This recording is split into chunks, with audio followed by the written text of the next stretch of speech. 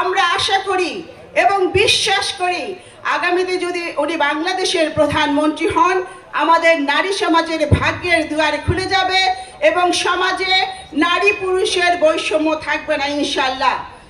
জনপ্রতিনিধির নির্বাচিত হবার পর যা খুশি তা করা যাবে না, যেহেতু প্রধানমন্ত্রীও জবাবদিহিতার ঊর্ধ্বে নন, স্থানীয় সরকারের নির্বাচিত প্রতিনিধিরাও জবাবদিহিতার ঊর্ধ্বে থাকবেন না, তাদেরকেও জবাবদিহিতার আওতায় আনা হবে। আপনাদের মনে আছে দুষ্ট শেখ হাসিনার আমলে কিভাবে বিএনপি নির্বাচিত প্রতিনিধিদের নির্লজ্জভাবে বরখাস্ত বা অপসারণ করা হয়েছিল। আপনারা জানেন কিয়ামত পর্যন্ত ক্ষমতায় থাকবার জন্যে শেখ হাসিনা ক্ষমতার চেয়ারে সুইংগামের আঠা লাগিয়ে বসেছিলেন।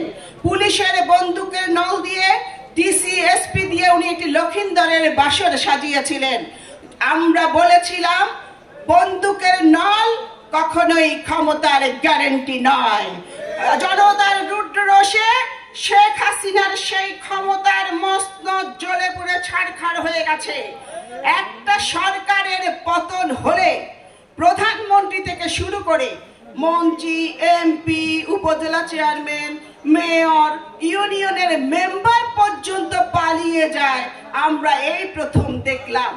আওয়ামী লীগের এই করুণ পরিণতি থেকে আমাদের কিন্তু শিক্ষা নেয়ার অনেক কিছুই আছে। 31 দফা বলছে বিনা কারণে সুনির্দিষ্ট কোনো অভিযোগ না থাকলে শুধুমাত্র প্রশাসনিক আদেশে নির্বাচিত জনপ্রতিনিধিদের বরখাস্ত বা অপসারণ করা হবে না।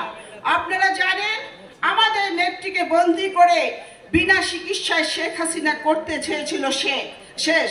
শেখ হাসিনা জানতো না